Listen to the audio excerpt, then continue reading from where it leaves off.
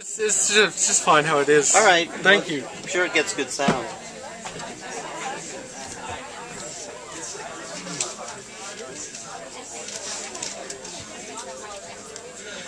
Good evening. Welcome to the Zinc reading series, currently in its 30th year. Through a rigorous and well-concealed doping program run by Lungful magazine, Zinc has been able to maintain its standing as the foremost reading series in New York City, welcoming poets from 5 continents, and has been both a launchpad for promising young writers and a valedictory for great generational voices. As idealized and present as your fake Twitter girlfriend, the Zinc Bar reading series is also as visceral and unforgettable as a missed opportunity or a misinterpreted glance. We are celebrating tonight both our arrival at this moment in time and the release of Bianca van der Meulen's chapbook, Communions. Special thanks to Louise van der Meulen for generously funding the book and the pizza tonight, and to Mitch Korber, where's Mitch Korber, for painstaking work putting the book together. And we'll begin our evening with poetry by Jack Nachmanovitch. Yeah. Jack Nachmanovitch was born in LA and moved to Charlottesville, Virginia when he was 7, where he spent most of his childhood digging holes in the red mud. He is a second-year writing major at Pratt Institute, where he spends most of his time writing in empty bathtubs. I met him at Annie Parody's legendary apartment reading series, almost as storied as the Zinc Bar. And Jack is able to communicate both the dimensions of the solar system and the bare facts of your grandmother's possibly sexual encounter with Lil Wayne. So here is Jack Nachmanovitch.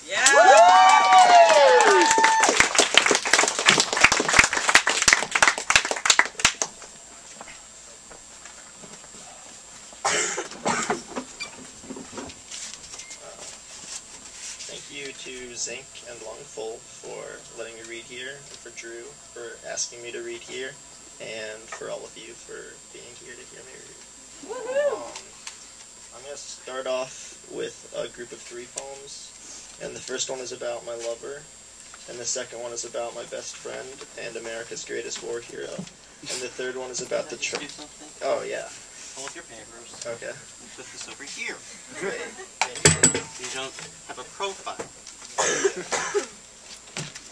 And the third one's going to be about the tripartite classification of dogs. Thanks. Alright, so I'm going to start with the poem about my lover. Ronald Reagan came in a Dick Cheney mask and kissed my forehead until it came open. He was tender. He had a cloud of roses in his teeth. We went dancing. Water kept blossoming at his breast pocket and running down the other side of his dress shirt. Honey, are you keeping water in your breast pocket? You don't know where that's been. Stop licking salt from my wrist. It won't help. Why do you want to mimic my drooling heart? Ronald Reagan in a Dick Cheney mask has had alluring physical relations in every known mode of transportation. Ronald Reagan in a Dick Cheney mask has an unusually large or an unusually small sex organ, depending on your vantage point. Ronald Reagan in a Dick Cheney mask watches everyone as if through a pane of glass, snorts dew off morning blades, wears his underwear half-mast. He has eaten one lover's entire head of hair, strand by strand. She mistook his chewing as the sound of cars from out the window. He keeps 3 photos in the lining of his cowboy hat, which he never takes off, not even when nude, showering, or drinking from the toilet bowl. Photo: a virtual simulation of the world in which only plumbing is visible. I am a jealous woman. Do not touch your phone. Do not keep your wet phone in your breast pocket. Photo: me on a surgical table in dingy light, and Ronald Reagan in a Dick Cheney mask plucks all excess hairs from my body, using only his thumb and forefinger nail, my upper lip, cheek, arm, belly, ass, and lower spine. photo. Shirley Temple's head pasted over Marilyn Monroe's body. He curls up to me. He is the world's most lovable kidney stone. Each night he falls asleep in the crook of my neck and transforms into a baby Ronald Reagan in a Dick Cheney death mask, and through the plus or minus 8 hours of sleep he becomes an adolescent, a sexually mature adult, middle-aged. If I haven't fallen asleep yet, I always do now. In the morning, when I wake, it's Ronald Reagan in a Dick Cheney mask, sometimes with his ear to my plucked stomach, sometimes also tapping my knee, coccyx, breast, or collarbone in mono-rhythms. Some mornings I think it Morse, others not. Some mornings rain blows sideways through the window and makes him soft. Some mornings he drinks the whole lake. My relationship with Ronald Reagan in a Dick Cheney mask is like that between rain and mud. Some mornings I am an empty house. Ronald Reagan in a Dick Cheney mask walks through the Spartan rooms of, while the sun shines from both sides. Kissing Ronald Reagan in a Dick Cheney mask is like trying to cut the ocean with a pocket knife.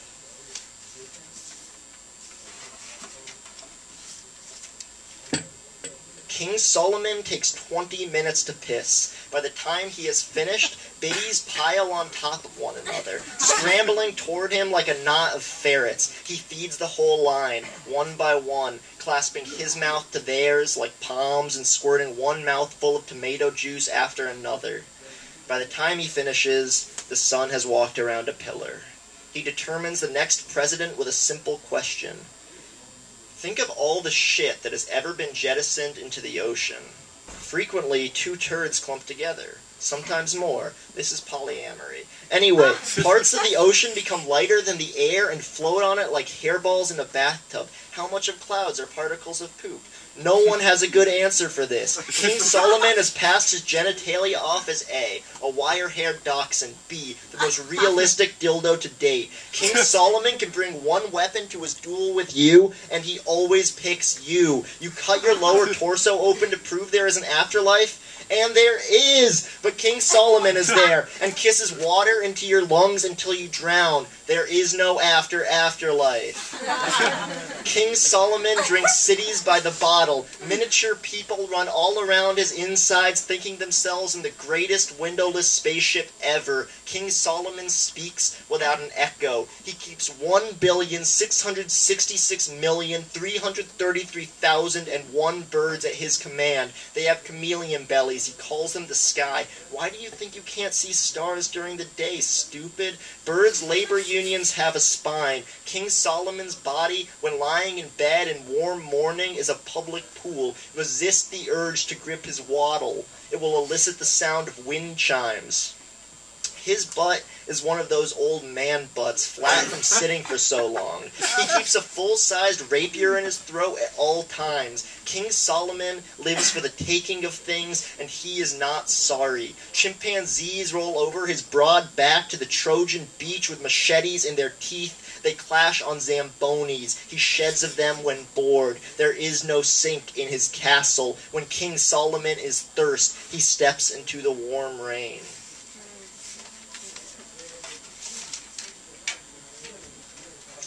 Naked dogs crash through an infinite series of windows.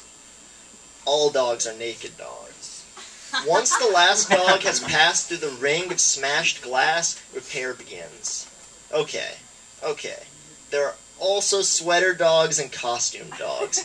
Each naked dog watches the haunches pounding ahead of them, the sheathed spines springing, and thinks they are watching themselves. Their naked haunches pounding along, their sheathed spine.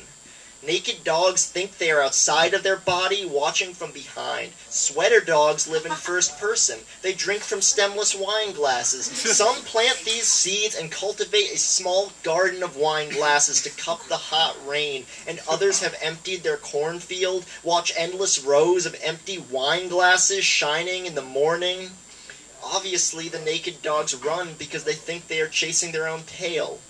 All costume dogs are oboe virtuosos. All sweater dogs keep black saxophones they can't play. When sweater dogs die, the button of their sweaters are replaced over their eyes. Bereaved costume dogs take turns dribbling warm drool onto the eyelashes and shell of soft skin. From above, the naked dogs look like a hairy river coughing itself through a tunnel of windows. The sound of their passing is steel-toed boots, jumping jacks, and a jacuzzi of light bulbs. The bubbles are on.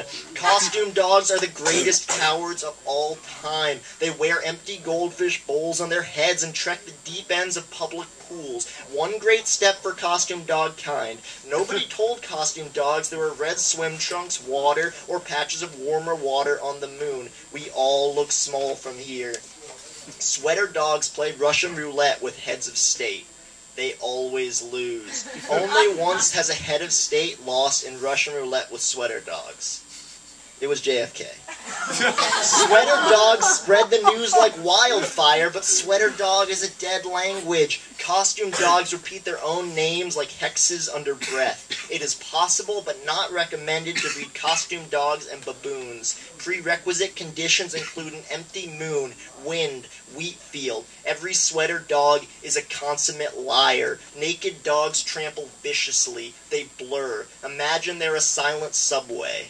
If your eyes fix on a point directly in front, they look like one slender, naked dog with 1,000 legs. If you fix your eyes ahead, they seem to be walking through water. Naked dogs running never outraces the sound of a window breaking because the first dog never runs out of windows. Perhaps every naked dog believes itself to be breaking the frame of empty space it passes through for the first time. Alright. Why does the first naked dog get up and bolt? Alright. So this next poem is from a chapbook that I almost finished writing about Super Smash Brothers for the Nintendo 64. So, yeah. The difference between atoms and pixels is definite, but not as definite as we sometimes wish. Is this my hand or is this hand me? Don't answer that. Don't open your mouth. That would ruin the illusion and the lie. I will build you a city, the first city on Mars, and call it Eden, or New York, or Bride of Dreams in the desert we must now consider naked. One of us will walk through it alone, not feeling the wind through our spacesuit. I wouldn't build you a city, even if I could.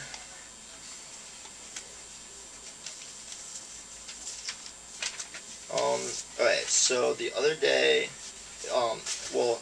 usually when I write poems in my dreams, I never remember them, but the other day I wrote a poem in my dream, and I remembered the first line, and I woke up and wrote this poem, which has the same first line. So, I'm going to read that now. Laugh is law. We clink, brimming, and clamber, chain link, ivy winds. House wasps warp orchid hollows, our palms woof, sour, an edge of summer retreats. Unexplained satisfaction blooms every minutia. Moss curdles in every mechanism. What we accomplish is archaeology. Right now, someone on some future day thinks of us. Like a dream, like a pool of water or clumped warm grapes which their fingertips repulse. We churn and delve and comb fire out our wrinkled brains. I read your notebook, and maybe I knew you, or loved you. Sun crept up. Honeysuckle rainspout vibrato cold peals of sun crept up, and the nude percussive of your silent footsteps on the bivouac of my heart by the bank where I pack Nile silt behind my lips.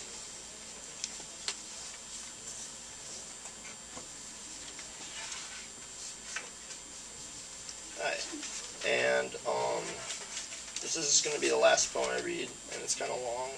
And I wrote it during a class called Perspectives on U.S. Literature, but it doesn't have anything to do with Perspectives on U.S. Literature.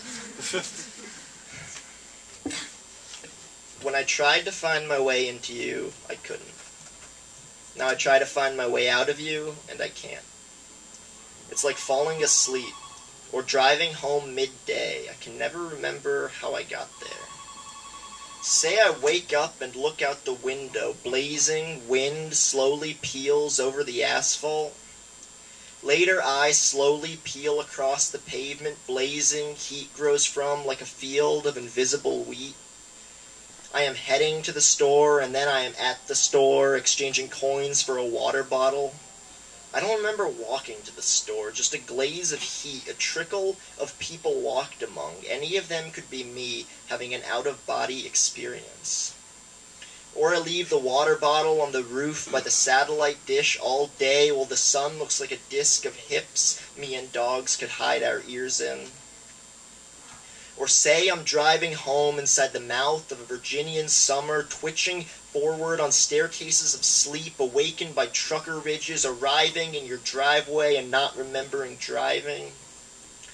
I wander you like a city with no street names. I wander you like a splash of boiling water in a basin of cool water.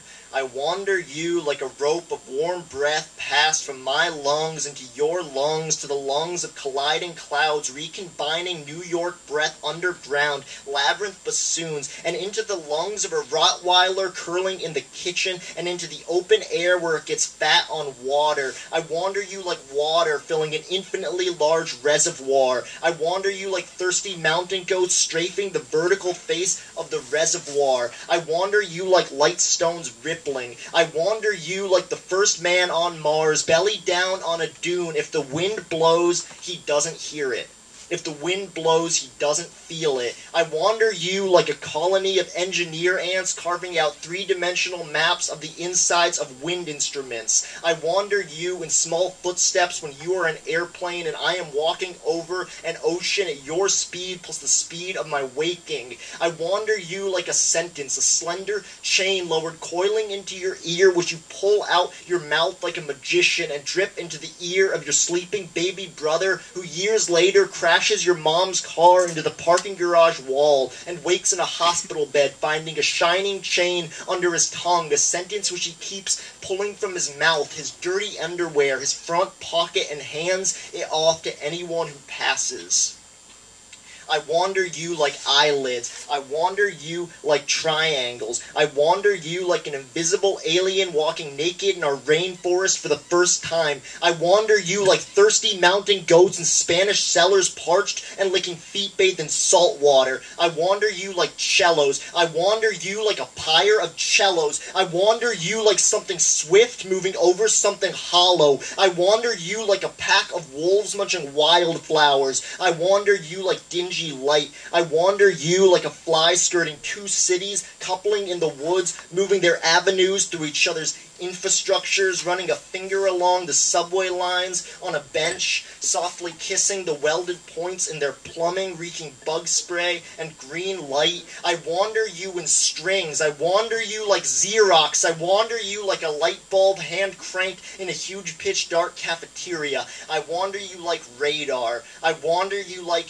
radar. I wander you like radar. I wander you like the earthworm of history. I wander you like an echo. I wander you like a dog chasing the tailwind of a pickup truck. I wander you like a cell phone tower. I wander you like cripples and moon bounces. I wander you coyotes on light rails. I wander you like a fleet of open-faced wooden sandwiches boned to blank beaches. I wander you like red smoke. I wander you like a book thrown from a window spine up. I wander you like a single ant mapping the inside of your body, tract by tract, the hollow core of the moon. I wander you balloons. I wander you like a coin. I wander you water snakes. I wander you snow. I wander you evening and wristwatches. I wander you varicose. I wander you swollen on a tightrope in river boots. I wander you falling in a circus ring, gushing water from my river boots. I wander you rain. I wander you elk. I wander you vortex. I wander you murk. I wander you blind dollop palm. Rupture my eyelids. I wander you in river boots. Watch me swallow the moon. I'll take it apart like an orange and swallow it with moon juice slipping down the collar of my t-shirt. Rupture my eyelids like Coke cans sinking to the bottom of the ocean. Rupture my eyelids or I will whistle like a canary in soot. Your soapy hands. I cannot remember why I am here or how. Why is there a screen door swinging in my stomach while a void grumbles on either side. Rupture my eyelids like a gorilla cricket. Rupture my eyelids like settling snow. Let us go then, you and I, with the evening, like the floor of an elevator ascending a shaft. Rupture my eyelids like cold cuts on wheat bread, while a wreath of diesel contracts above the scalp of the city. Soft chew apples left all day in the sun, on my way to all the good reasons to kill oneself, which has been looking suspiciously at the list of reasons not to kill oneself. If I knock on your apartment door, you will ask why I have all these leaves in my mouth. And at the end of summer, everyone's windows are open. And we can hear a husband screaming his wife, screaming her kids, screaming their porch toads and hunger dogs, screaming their laptop keys. If we are all moving in cycles, the trick is alignment. The air is thick, like it's a door a huddled mass leans against. Trace me dry, the city is a sequence of riverbeds. It's a cycle of riverbeds. Write me theories of flight to project on the mesh of birds' tailwinds. The city is an inverted ant colony, and when they left, we moved in. We couldn't believe how low the ceilings are. I'm knocking on your door at 2, and you're my last hiding spot in the city. Drones whoosh above like clouds of eyes and drop bombs, but they explode into wreaths of hot rain. We catch it in our palms, our hair, mouths. I cannot remember how I am here on your porch where I can hear cicadas even in Astoria waiting for you to shout out your window any more than the city remembers being built. Thank you very much.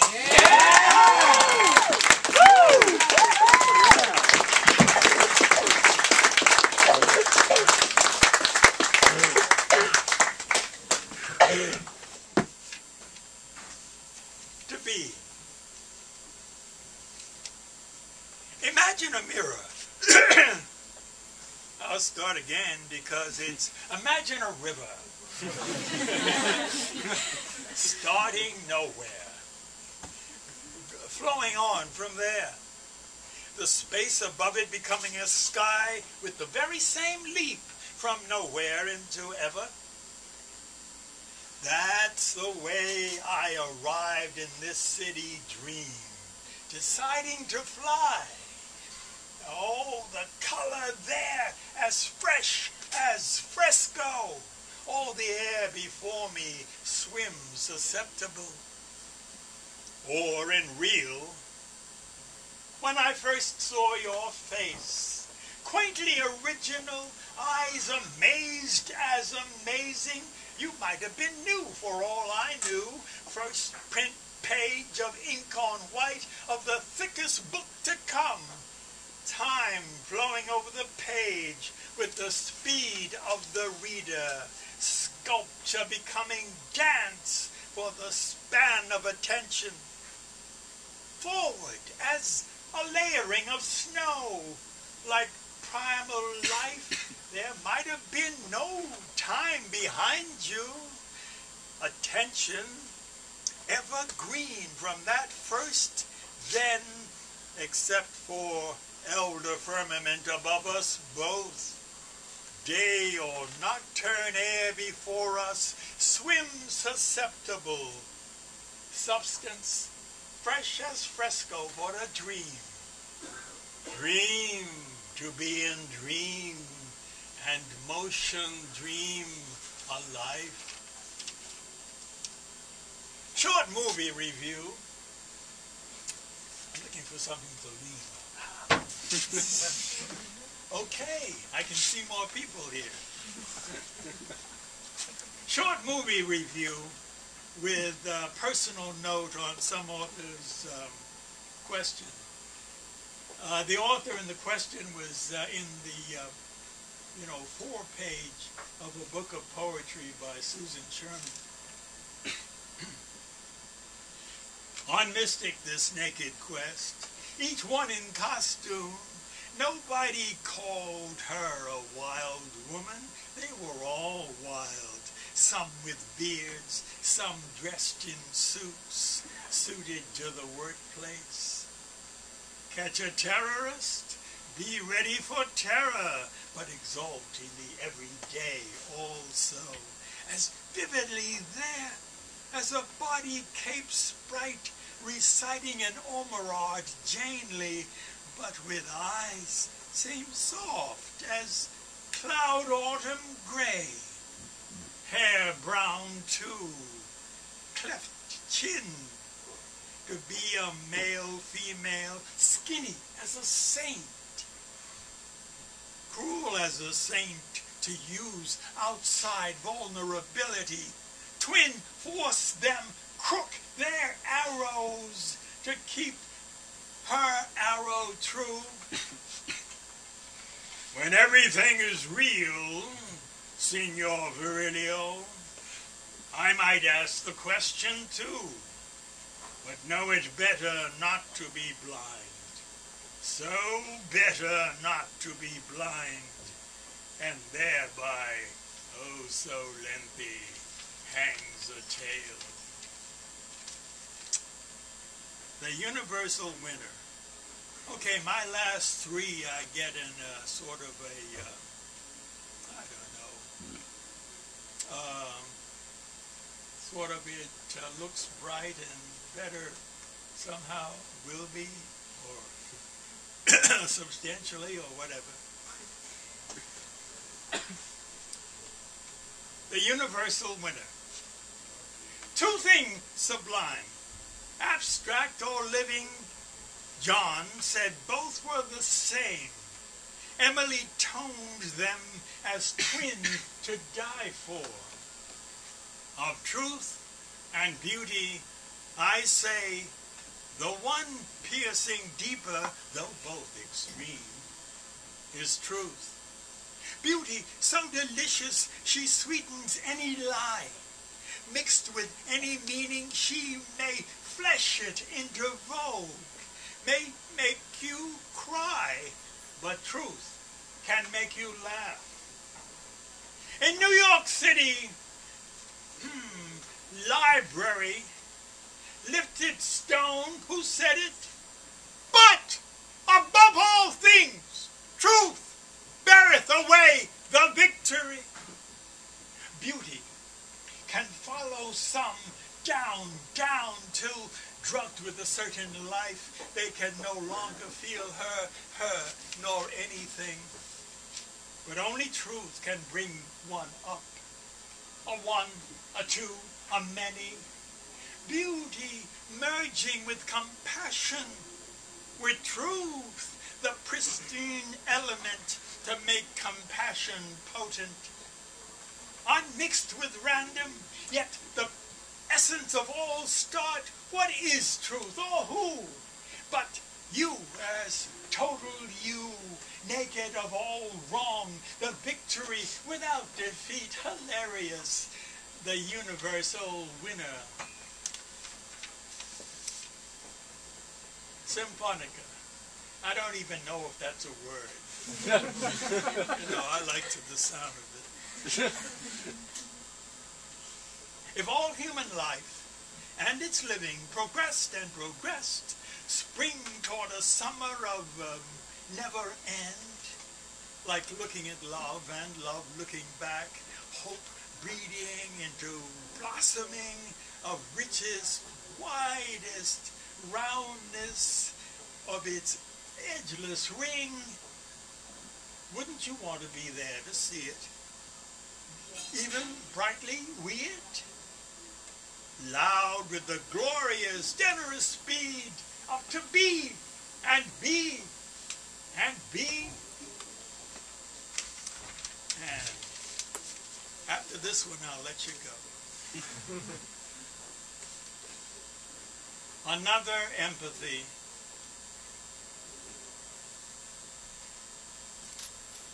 We might be soldiers and yet not know it. Untrained as yet what might the training be? Violence perhaps not needed at all, only toil and bravery. The cities we sit in, cement or sand, fertile or to be fertile. But we will be heroes, each a comrade, none an enemy. What is the slope and peak of our co-climbing, of our gamely help each other mutuality? What is or would be? have we climbed before and fallen? Is ascent this time for real? Are there degrees of already being wounded, levels of having fallen, depths of possibilities of depths to fall, intensities as yet to help a one, a two, a many up, diversities as yet of individual determination? What if life somewhat has caused the bringing down and all the hurt and crush of falling, yet life somehow must cause the bringing up, the healing and untangling in the rise, and we, each one, are life, multiply villains, multiply heroes, then and now and now. Might this have been and be now a mutual mountain, and the climb, the call to a mutual fate, and heroism in the willingness, though yet aware, or aware not yet, of the agony and necessity of the glory of the climb.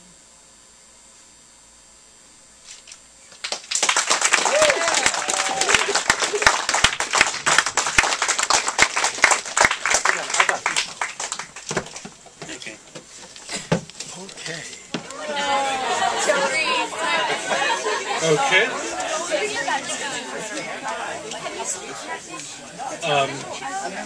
Thank you for the donations. Those go to the readers. We'd also like to thank the astounding generosity of the Zinc Bar, as well as, the New York State Council for the Arts, without whom this would not be. Join us next week for Susan Briante and Anna Mashavakis. And the following week we will have Ryan Carson, Puma Pearl, and Laura Henriksen. So exciting stuff coming up. Bianca van der Meulen is a 23-year-old kid and exercise enthusiast born with an affinity for all things quiet. She currently lives in Central Virginia, where she's recovering from 4 years in the jungle, aka New York. Since writing intensely personal, intensely grammatically incorrect poems as a preteen, Bianca has learned to see language as more than a blunt stick scribbled with pretty patterns. She writes about everything she knows, and everything she knows is colored by an appreciation for language as a kind of intelligent, prehistoric animal. One that's teachable, one that chooses to submit to our purposes, especially when treated with patience and respect, one that will always be a little too wise and stubborn to ever totally control. And her chapbook, Communions, is up here, and if you have any interest in that, see me or Bianca after the show.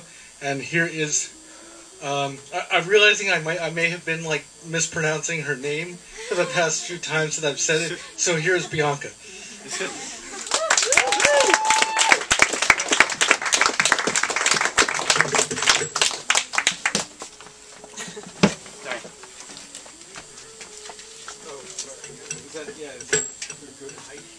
Yes. Yeah. No? Yes. Collar?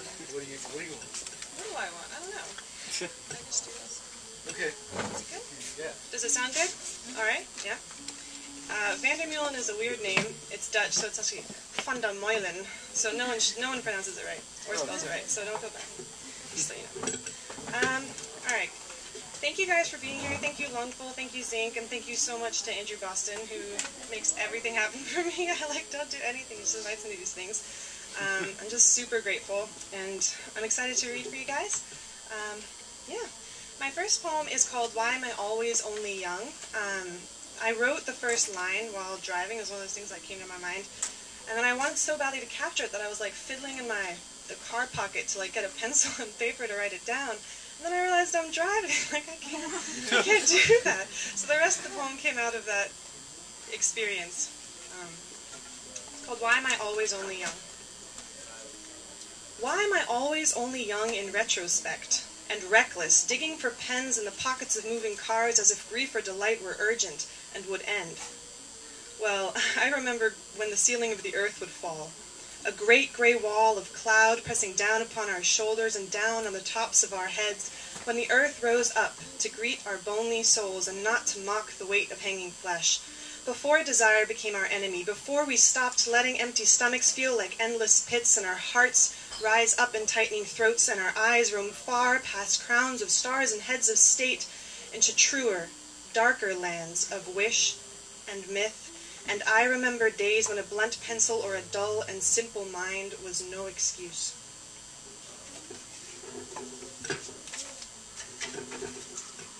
Next poem, this is called Courage is a Skin.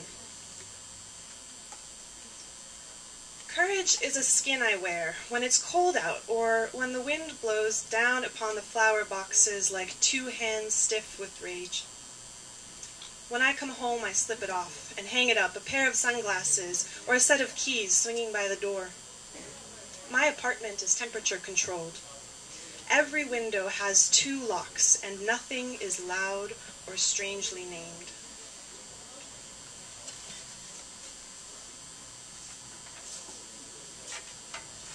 Alright, this third poem is where it get a little weird.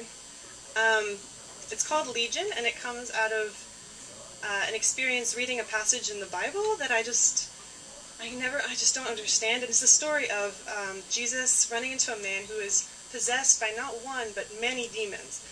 And what's weird about it is that Jesus has a conversation with the demons and, like, obeys their request. Like, they ask to, like, be cast into a herd of pigs, and he's like, all right. And I just don't understand. I've never heard anyone explain that to me. So this poem came out of trying to understand, like, what they were thinking, I guess. So, yeah, it's called Legion.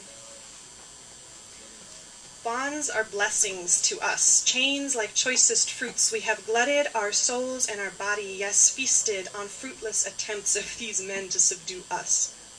We love watching them try. We love the eyes of this man through whom we watch. We have strengthened his arms, the sinews of his thighs, strained sublimely as a horse's legs. This and more have we done for him. We wait for nothing, our minds far too full from the bliss of these mountains, this moment, these bleeding hands through which we have conquered, the nose by which we know the sharp air, and breathe. The dust and water of this humble place, this earth, are good and true. We run them through 10 feeling fingers. We rub sand and press silt into our temples and into our neck until the old man's raw is raw and nearly blind. Rumors, terrible, terrible rumors have reached his ears by which we hear. They say, "Oh God, the Son of Man is coming." The man shudders as we think of hell, that bodiless familiar hole the Son will surely send us home to. We pray, "Oh God, we pray you have some mercy on us too."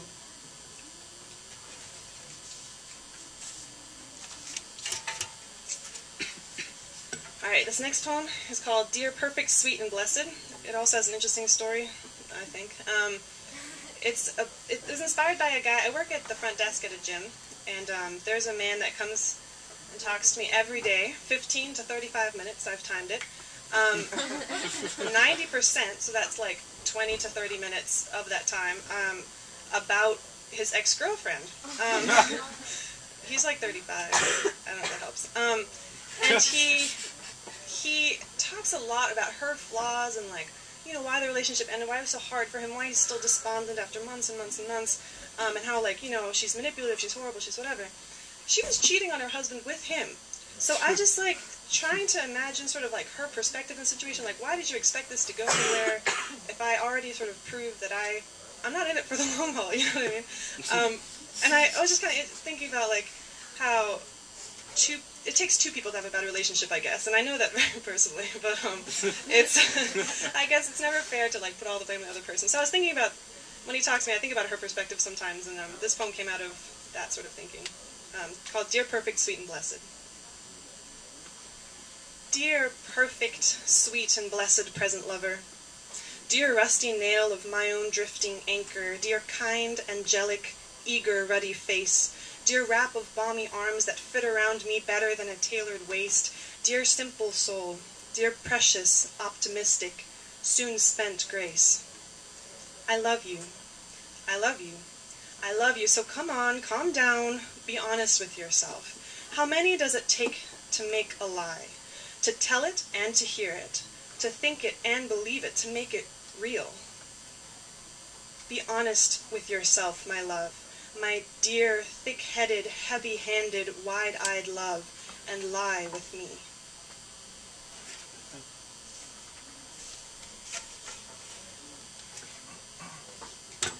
This next poem is called Anger Flew. Straightforward. I won't describe it.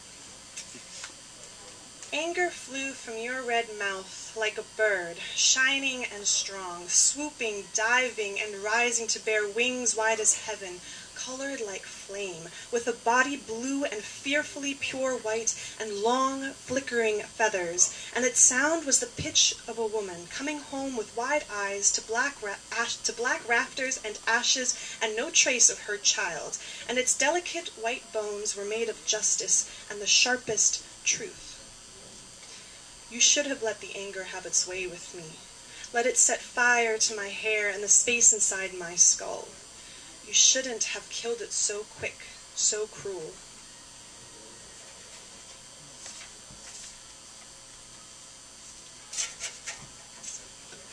This next poem is called I Cut Myself Shaving. Guess where I thought of it? Yep. Okay.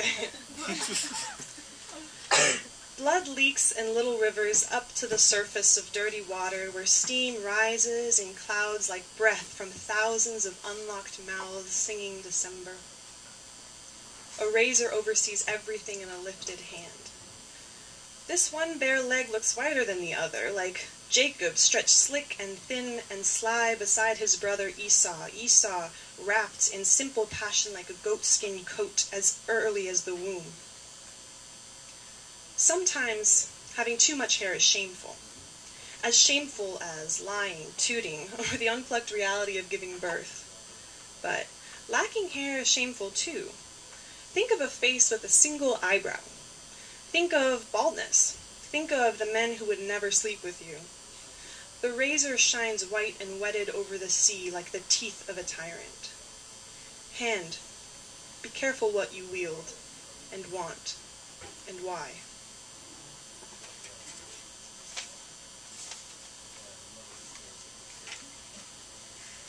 You rattle. You rattle your bones like the bars of a cage, tapping the shackles, your feet, and your cuffs, your fingertips, against our kitchen counter. Where do you hope to be besides this body? When would you rather be than now, than here with me?